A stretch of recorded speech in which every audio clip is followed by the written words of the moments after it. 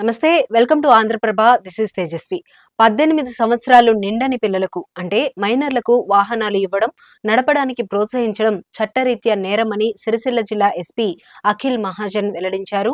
జిల్లా వ్యాప్తంగా మైనర్ డ్రైవింగ్లపై ప్రత్యేక దృష్టి సారించడం జరిగిందని తెలియదండ్రులు వాహన యజమానులు మైనర్ పిల్లలకు వాహనాలు ఇవ్వడం నడపాలని ప్రోత్సహించడం వలన తెలిసి తెలియని డ్రైవింగ్ తో వాహనం నడపడం వల్ల ప్రమాదాలు జరుగుతున్నాయని అన్నారు.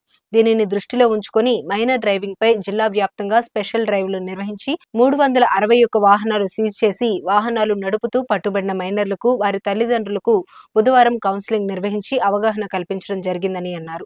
కారణం లేని మరణం ఒక రోడ్డు ప్రమాదమే కనుక ట్రాఫిక్ నిబంధనలు రోడ్డు నిబంధనలు తెలియని మైనర్లకు వాహనాలు ఇచ్చి ప్రోత్సహించవద్దని, దానితో వారు తెలిసి తెలియని డ్రైవింగ్ తో ప్రమాదాలకు కారణమవుతున్నారని, తల్లిదండ్రులకు వాహనాల యజమానులు పిల్లలకు వాహనాలు ఇచ్చే విషయంలో ప్రత్యేక శ్రద్ధ వహించాలని హితవు చెప్పారు.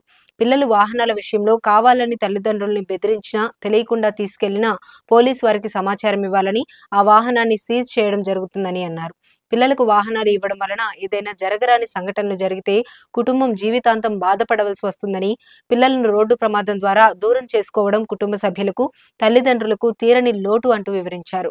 మైనర్ డ్రైవింగ్ రోడ్డు నిబంధనలు ట్రాఫిక్ నిబంధనల గురించి జిల్లాలో అన్ని పాఠశాలలో విద్యార్థులకు రోడ్ సేఫ్టీ ఎడ్యుకేషన్ క్లాసెస్ కార్యక్రమం ద్వారా విద్యార్థి దశ నుంచే ట్రాఫిక్ నిబంధనలు మైనర్ డ్రైవింగ్ జరుగుతున్న రోడ్డు ప్రమాదాల గురించి అవగాహన కార్యక్రమాలు నిర్వహించడం జరుగుతుందన్నారు.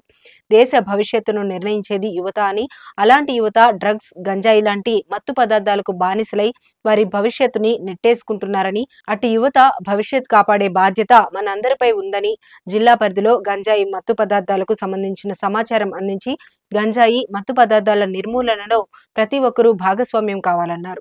ఈ కార్యక్రమంలో సిబ్బంది పాల్గొన్నారు. మైనర్లు వాహనాలు నడుపుతూ పట్టుబడితే A1 గా వాహన యజమానిని, A2 గా బండి నడిపిన మైనర్ ను గుర్తించి పోలీసులు కేసు నమోదు చేస్తున్నారని సమాచారం. అమ్మా నాన్న బాధ్యత ఉంటుంది, మీరు తీసుకోవాలి. దట్ సార్ నాకు చెప్పి లేకుండా తీసుకోపోతున్నారు, మీరు ఆపాలి. అది తీసుకోపోతున్నారు అంటే మీరు ఆపాలి. నాకు తెలుసు అంటే ఇప్పుడు యూత్ లో వాళ్ళ తీసుకోపోతారు, చాలా చాలా సందర్భంగా అట్లా కూడా ఉంటది. ఇక్కడ కూడా చాలా అట్లే ఉంటది. నాకు కొంతమంది ఇది మెసేజ్ చేశారు, సార్ నేను బీడీ ఏజెంట్ సార్, నా బైక్ నాకు తెలియకుండా అతను తీసుకొని పోయారు సార్, ఇంకొక ఇద్దరు ముగ్గురు చేశారు సార్, ఏం చేయాలి, ఏంటి సొల్యూషన్ ఏంటి అంటే మీరు బైక్స్ ఇవ్వకండి. మీ దృష్టిలో వస్తే మీరు మనకి చెప్పాలి, సార్ నా ఎస్ఐ చెప్పండి, 100 డయల్ చేయండి, అది మనం సంజాయిస్తాం. ఎందుకంటే ఇప్పుడు మనం కేసు రిజిస్ట్రేషన్ స్టార్ట్ చేస్తే, మనం ఇప్పుడు కేసు రిజిస్ట్రేషన్ ఇప్పటి వరకు చేయలేదు, జస్ట్ మేబీ చలాన్ చేస్తాం, మీకు కౌన్సిలింగ్ చేస్తాం. దీనికి మనం కేసు రిజిస్టర్ చేస్తే మీ బాబు పైన ఎఫెక్ట్ అవుతుంది. జాబ్ కావాలి దొరకరు, వెరిఫికేషన్ కావాలి రాదు, పాస్పోర్ట్ కావాలి రాదు, మీ పైన కూడా కేసు అవుతుంది. ఎందుకంటే మీరు బైక్ మీరు ఇచ్చారు. ఇతను డిఎస్పీ ఏమన్నారు, 18 years వరకు మన అంత మైండ్ మంచి ఉండదు, మనం అంత డెవలప్ కాము. అందువల్ల గవర్నమెంట్ రూల్స్ పెట్టింది, 18 years అయితే మీరు ఎలిజిబుల్ అవుతారు, మీరు లైసెన్స్ కోసం అప్లై చేయండి, లైసెన్స్ వస్తే మీరు డ్రైవ్ చేయొచ్చు. దీనిలో చాలా సందర్భాలలో మన పేరెంట్స్ తప్పు ఉంది. అంటే ఇప్పుడు ఇంకొకరు వచ్చారు కరీంనగర్ నుండి, సార్ నా అన్నయ్య కొడుకు ఎవరైనా 3 లక్షలు బైక్ కొని ఇచ్చారు వాళ్ళ కొడుకుకి, ఆ తప్పు ఎవరిది? తండ్రిది తప్పు ఎవరిది? మీరు ఏం చేయాలి? జైలు పంపాలా? సరే, ఇది మీకు ఇది కౌన్సిలింగ్ సెంటర్ కౌన్సిలింగ్ సెషన్ లాగా పెట్టాము. నెక్స్ట్ టైం ఇది కౌన్సిలింగ్ ఉండదు. ఇప్పుడు మీకు చెప్తున్నాం, నెక్స్ట్ టైం మనం కేసు రిజిస్ట్రేషన్ స్టార్ట్ చేస్తాం. ఇప్పుడు పట్టుకున్న తర్వాత మనం 100% కేసెస్ రిజిస్టర్ చేస్తాము. ఇది అందువల్ల మనం 10 రోజులు ఆల్మోస్ట్ ఇది మీ అందరికీ అవగాహన ఇచ్చాము, ఇట్లా జరుగుతుంది, ఇట్లా చట్టం ఇట్లా ఉంది, మీరు చేస్తే మంచి ఉండదు. సో ఇది వార్నింగ్ తీసుకోండి, కౌన్సిలింగ్ తీసుకోండి, మీ ఇష్టం. బట్ ఇప్పటి తర్వాత మనం ఇది లైఫ్ తీసుకోము మైనర్ డ్రైవింగ్, ఎందుకంటే ఇది మన లైఫ్ గురించి. దీనిలో రెండు లైఫ్ స్టేక్లు ఉంటుంది. ఫస్ట్ అంటే మీ కొడుకు డ్రైవ్ చేస్తున్నారు, ఆ కొడుకు లైఫ్ కూడా డేంజర్లో ఉంటుంది.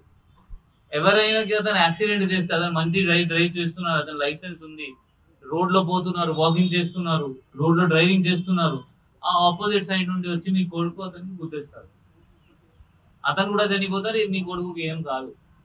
మీ కొడుకు మంచిగా ఉంటారు, హాస్పిటల్ పోతారు, ఫ్రాక్చర్ అవుతుంది, మంచిగా అవుతారు, అతను చచ్చిపోతారు. అతను ఏం తప్పు చేశారు? అతను మంచిగా లైసెన్స్ తీసుకొని 22 years లో డ్రైవ్ చేస్తున్నారు, ఇంటికి పోతున్నారు, అతని కుటుంబంలో ఎవరు లేదు, అతను మాత్రమే ఉన్నారు, అప్పుడు ఏం చేయాలి మీరు? అట్లే పూణేలో అట్లే జరిగింది కదా, ఇక్కడ కూడా ఇట్లే జరిగింది. కరీంనగర్లో 3 చనిపోయారు శీష పని చేసిన వాళ్ళు. సో దయచేసి మీ కొడుకు పైన మీకు కంట్రోల్ ఉండాలి. బైక్ అస్సలు ఇవ్వకండి. మీ దృష్టిలో మీకు చెప్పుకుంటా మీకు గొడవ చేసి తీసుకుపోతున్నారంటే మీరు 100 డయల్ చేయండి. నేను చెప్తున్నాను, 100 డయల్ చేయండి.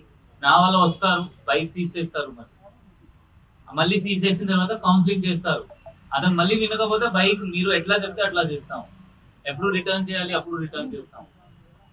బట్ మీరు మీ కొడుకు పైన మీరు కంట్రోల్ పెట్టాలి. నెక్స్ట్, ఇప్పుడు చాలా మంది ఇప్పుడు పిల్లలు ఉన్నారు, పేరెంట్స్ ఉన్నారు. ఇంకొక మాట చెప్పాలి. ఇప్పుడు చాలా మంది యువకుడు ఇది గాంజా తాగుతున్నారు, గంజాయి తాగుతున్నారు. ఐడియా ఉందా గంజాయి ఏంటి? అందరికి చాలా మంది పిల్లలు తాగుతున్నారు. దానికి మీరు యాజ్ అ పేరెంట్ ఏం చేయాలి? ఆపాలి. మీ దృష్టి వస్తుంది, 100% తప్పకుండా వస్తుంది. నా కొడుకు అది గ్రూప్ కి జాయిన్ అయ్యారు, ఆ వేస్ట్ గ్రూప్ కి జాయిన్ అయ్యారు, వాళ్ళ ఫ్రెండ్స్ వేస్ట్ గలీజ్ ఫ్రెండ్స్ ఉన్నారు, అది మందు తాగుతారు, ఏంటి గంజాయి తాగుతారు. మీ బాధ్యత యాజ్ అ పేరెంట్స్ ఏంటి? ఆపాలి. వాళ్ళు ఆపకపోతే మీ మాట వినట్లేదు. నాకు గుర్తుంది 2-3 years బ్యాక్, అప్పుడు నేను మంచిర్యాల ఉంటే ఒక సూర్యాపేటలో ఒక వీడియో వైరల్ అయింది. ఒక అమ్మకి తెలిసిపోతే వాళ్ళ కొడుకు ఇది గాంజాయి తాగుతున్నారు, ఆమె ఏం చేసింది అంటే ఒక ఇంటి బయట కట్టేసింది, కారణం అట్లా ఐజ్ లో కొట్టేసింది. సో మీరు యాజ్ అ పేరెంట్స్ మీరందరూ కొంచెం బాధ్యత తీసుకోవాలి. మీ కొడుకు చేతి దారికి పోతున్నారు అంటే ఆపాలి. మీ చేతితో కంట్రోల్ కావట్లేదు, మీ మాట వినట్లేదు, మీరు మళ్ళీ మన సిఐ, ఎస్ఐ, డిఎస్పీకి ఫోన్ చేసేయండి. సార్ ఇట్లా ఇట్లా ఉన్నారు, నా కొడుకుకి అలవాటు అయింది, ఇతని మాట వినట్లేదు. మనం కౌన్సిలింగ్ చేస్తాం. డోంట్ వరీ, మనం డైరెక్ట్లీ మీ కొడుకు పైన కేసు చేయము. మనం పిలిచి మన ఉద్దేశం ఏంటి అంటే వాళ్ళ మంచి దారికి పోవాలి, వాళ్ళ మంచి ఫ్యూచర్ ఉండాలి. సో మనం అదే వాళ్ళకి పిలిచి కౌన్సిలింగ్ చేస్తాము, చెప్పేస్తాము మొత్తం. 2-3 రోజులు మన దగ్గర పిలిచి, ప్రతిరోజు పిలిచి ఏం చేయాలి, ఎట్లా వదిలేయాలి, అది కౌన్సిలింగ్ చేస్తాం. దానికి main role as a family మీకు ఉంటుంది. ఎందుకంటే మీకు తెలుసు మీ కొడుకు ఏం చేస్తున్నారు. మీకు తెలియదు అంటే మీ ఫెయిలియర్ యాజ్ అ పేరెంట్. మీరు ఫెయిల్ అయ్యారు, పేరెంట్ తల్లిదండ్రుల లాగా మీరు ఫెయిల్ అయ్యారు. 2 పాయింట్స్, మైనర్ డ్రైవింగ్ అస్సలు ఇవ్వకండి. ఏమైనా అయితే, ఏమైనా పని ఉంటే, సార్ నేను మున్సిపాలిటీలో ఉన్నాను, నేను ఇక్కడ జస్ట్ నెక్స్ట్ ఇంటికి పోతాను, వాకింగ్ వెళ్ళాలి. మీరు కూడా మీ టైం దగ్గర మీ దగ్గర ఉన్న బైక్ ఉందా? మీ టైంలో మీరు చిన్న ఉన్నప్పుడు బైక్ ఉందా మీ దగ్గర?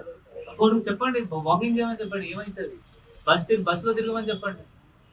అంత అవసరం ఉంటే మీరు తీసుకొని వెళ్ళాలి. యాక్సిడెంట్ ఎక్కడైనా అవుతుంది, అక్కడ ఇంటి బయట అతను స్టార్ట్ చేస్తే అట్లా గాలిగా ఎక్కుతుంది, పైన టైర్ కింద పడతారు, దెబ్బ తగ్గుతుంది, చచ్చిపోతారు. ఆ హెల్మెట్ కూడా ఉండదు. అది ఈ సెషన్ పెట్టింది మాత్రమే మీ పిల్లల కోసం, మీ కోసం, మీకు కొంచెం చెప్పాలి.